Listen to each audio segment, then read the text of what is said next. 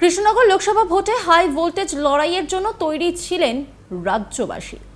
একদিকে সংসদ থেকে বহিষ্কৃত তৃণমূল সাংসদ মহুয়া মৈত্রকেই আবার প্রার্থী করে চ্যালেঞ্জ ছুড়ে দিয়েছিলেন মমতা বন্দ্যোপাধ্যায়, আর মহুয়ার বিপরীতে বিজেপি প্রার্থী করেছিল রাজমাতা অমৃতা রায়কে। ভোটে রাজমাতা অমৃতা মহুয়া মৈত্রের কাছে পরাজিত হয়েছেন, আর পরাজিত হয়ে দলের বিরুদ্ধে এক রাশ ক্ষোভ উগরে দিয়েছেন রাজমাতা। যে কোনো প্রার্থীর কাছে ভোটের আগে প্রচার খুবই গুরুত্বপূর্ণ। কার্যত নাওয়া খাওয়ার সময় পান না প্রার্থীরা।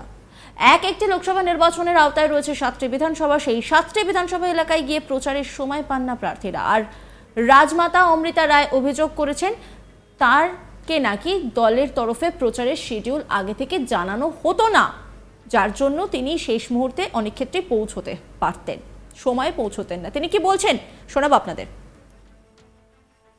আমি যেহেতু নতুন ছিলাম, আমি কোনো কথা বলতাম না, আমি দেখতাম বা শুনতাম, কারণ যেটা জানি না সেখানে ওস্তাদি মারাটা ঠিক না। আর একটা জিনিস হতো যেটা আমার ভালো লাগতো না, যে ওরা নিজেদের মধ্যেই ডিসিশন নিত, আমাকে কিন্তু কনসাল্ট করতো না। তবে হ্যাঁ, আমায় ঘরে থাকলে আমি থাকতে পারতাম, সেটাই, কিন্তু আমাকে যে ইনক্লুড করা বা কিছু সেটা হতো না, নিজেদের মধ্যেই ওরা ঠিক করতো। আর যেহেতু আমি এত জানি না, নিশ্চয়ই আমি সেইভাবে কমেন্ট করতেও পারতাম না। আর একটা হচ্ছে যেটা আমার খুবই বিরক্তিকর লাগতো, যে শিডিউল যেটা হতো প্রচারের জন্যে, সেটা কিন্তু আমাকে না জিজ্ঞেস করেই হতো। হয়তো আপনারা অনেক সময় আমায় ফোন করেছেন যে কখন দেখা করব, আমি কিন্তু বলতে পারিনি, আমি বলেছি শিডিউল দেখে বলবো, তাই না? তো সেরকম শিডিউলটাও খুব আনপ্ল্যান্ড ওয়েতে হতো। তো সেখানে একটা নির্দিষ্ট সময়ে পৌঁছানো কিছুতেই যেত না, সেখানে 3-4 ঘন্টা লেট হয়ে যেত। তো ওরাও একটু কর্মীরাও একটু ক্ষেপে যেত যে এত লোক ছিল, এখন আমি আবার কোথায় লোক জোগাড় করবো, এরম করে অনেকবার আমরা কিন্তু ফেরতও চলে এসেছি। সেই সময়টা কিন্তু খুব দামি সময়, সেই সময়টা চলে গেলে আর পাওয়া যায়? তাহলে আমি একটা কাছে পিঠে রাখলে আমার সেটা মেকআপ হয়ে যেত। এইরকম কিছু জিনিস আছে। আর আমি শুনেছি প্রচুর টাকাও এসছে ইলেকশনের মাধ্যমে, ইলেকশনের জন্যে। তো সেই টাকা আমার বেশ অপমানিত লেগেছে যে আমাকে কিচ্ছু জানানো হয়নি। তারা নিজেদের মতো খরচা করেছে বা নিজেদের ডিসিশনে খরচা করেছে, আমি কিছুই জানতে পারিনি। আর আমি অনেকবার সবাইকে বলেছি, কিন্তু গুরুত্ব দেওয়া হয়নি। আর যেটা আমার ভয় ছিল, যেহেতু আমি ক্লিন লোক, সেখানে আমার ঘাড়ে না দায়টা এসে পড়ে, তাই জন্য আমি বারবার জিজ্ঞেস করতাম। দেখুন, একবার দেখুন, আমি তো কিছু জানি না টাকা নিয়ে, এখন কোথায় কি খরচা হয়েছে বা হয়নি সেটা আমি বলতেই পারবো না। পাশাপাশি তিনি বলছেন, এখানে আমি যেটা দেখলাম লবি প্রচুর আছে, গোষ্ঠীদ্বন্দ্বও রয়েছে, বিজেপির গোষ্ঠীদ্বন্দ্বের কথা তিনি বলছেন। তিনি কি বলছেন শোনাবো আপনাদের। আমি একেবারেই হতাশ না, কারণ হার জিত সব জায়গায় আছে, জীবনেও সেটা আছে, আপ ডাউন সব জায়গায় থাকে। এই সামান্য জিনিস নিয়ে যদি আমি হতাশ হয়ে পড়ি, আমি জীবন চালাবো কী করে? সেটা হয় না। আর আমি প্রচুর জীবন দেখেছি। আর দ্বিতীয় কথা, আমি তো ভোটে আসতেই চাইনি, পলিটিক্সে আসতেই চাইনি, জবরদস্তি করে আনা হয়েছে। আমি তখনও বলেছিলাম যে দেখুন, আমি কিন্তু একেবারে পলিটিক্স জানিও না, করিও নি, এবং আমি পছন্দও করি না। কাজে আমাকে নিয়ে গিয়ে আপনাদের প্রবলেম না হয় এই জন্যে, কারণ আমি সত্যবাদী, আমি কিন্তু স্ট্রেট রাস্তায় হাঁটি, এবং তার চেয়েও বড়ো কথা হচ্ছে আমি কিন্তু কোনো রকম লবিবাজি পছন্দ করি না। তো সেই সব করেই এসেছি। তবে এখানে এসে যেটা দেখলাম, খারাপ কিছু না, কিন্তু ভালোই ছিল। যেটা ক্রমশ প্রকাশ্য যেটা হলো আর কি, যে এখানে আমি যেটা দেখলাম প্রচণ্ড লবিং আছে, গোষ্ঠীদ্বন্দ্ব খুব ভালো রকম আছে।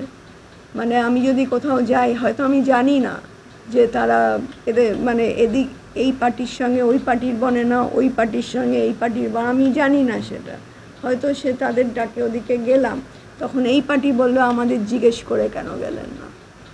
তো আমার একটু কিরম মানে বন্দি বন্দি লাগতো। তা আমাকে মানে এটা জাস্ট লাইট কথা আর কি। যখন আমি 2-3 দিনের জন্য কলকাতা গিয়েছিলাম, আমাকে কেউ জিজ্ঞেস করেছিল পার্টিরই লোক, কেমন লাগছে? আমি বলেছিলাম আমার খুব স্বাধীন লাগছে। পাশাপাশি তিনি দুঃখ প্রকাশ করেছেন। তিনি বলছেন, প্রধানমন্ত্রী নরেন্দ্র মোদী সাপোর্টটা দিলেন, সেটা কার্যকর করা গেল না। আমার মোদিজির জন্য খারাপ লাগছে। কি বলছেন তিনি, শোনাবো আপনাদের। সেইভাবে মোদিজি যেরমভাবে সাপোর্টটা দিলেন, সেইভাবে এখানে সেটা এক্সপ্লয়েট করা গেল। আমার মোদিজির জন্য দুঃখ হচ্ছে।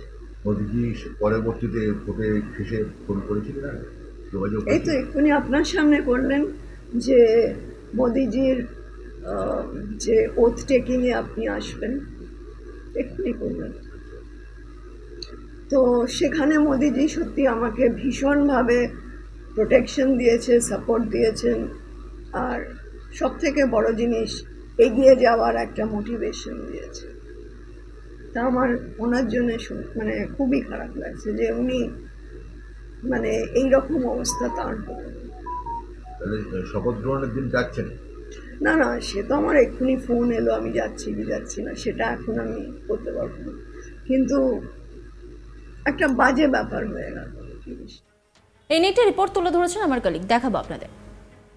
অভিমানী রানিমা অর্থাৎ কৃষ্ণনগর লোকসভা কেন্দ্রের পরাজিত বিজেপি প্রার্থী অমৃতা রায়, আজ তিনি অন্ধকারে। অর্থাৎ কেন্দ্র থেকে যে সমস্ত টাকা এসেছে তাকে কোনো রকম হিসেব দেওয়া হয়নি, কিভাবে খরচ করা হয়েছে সেটাও তিনি জানেন না। তাকে ব্ল্যাঙ্ক চেকে সই করিয়ে নেওয়া হয়েছে, তার অ্যাকাউন্ট নিয়ে নেওয়া হয়েছে, বারংবার অ্যাকাউন্ট ফেরত চেয়েও তিনি এখনো পর্যন্ত পাননি। কত টাকা এসেছে তাও তিনি জানেন না, কিভাবে খরচ হয়েছে তিনি অন্ধকারে। অর্থাৎ বিজেপির গোষ্ঠী কোন্দল থেকে লবি, সব কিছু নিয়েই তিনি সংবাদ মাধ্যমের মুখোমুখি হয়ে একরাশ ক্ষোভ উগড়ে দিলেন পরাজিত হওয়ার পর। দলে কোনো শৃঙ্খলা নেই, নিয়ম নেই। অর্থাৎ মোদিজি যেভাবে তাকে আশ্বাস দিয়েছেন, যেভাবে তার সাথে কথা বলেছেন, পরপর দুবার রাজমাতা অর্থাৎ অমৃতা রায়ের হয়ে প্রচারে এসেছেন কৃষ্ণনগরে, তারপরেও জেলা নেতৃত্বের জন্যই তার এই হার কিনা তা নিয়ে তিনি সংশয় প্রকাশ করেছেন। অর্থাৎ তাকে অন্ধকারে গোটা নির্বাচন করা হয়েছে। অর্থাৎ তিনি কোনো কিছুই জানেন না। তিনি একজন ভদ্রবাড়ির গৃহবধূ অর্থাৎ রাজ পরিবারের সদস্যা, আর তাকে অন্ধকারে। নজর রাখুন আজ তাক বাংলার ইউটিউব স্ট্রিমিংয়ে। পাশাপাশি লাইক, কমেন্ট, শেয়ার করতে ভুলবেন না। চ্যানেলে নতুন হলে সাবস্ক্রাইব করুন।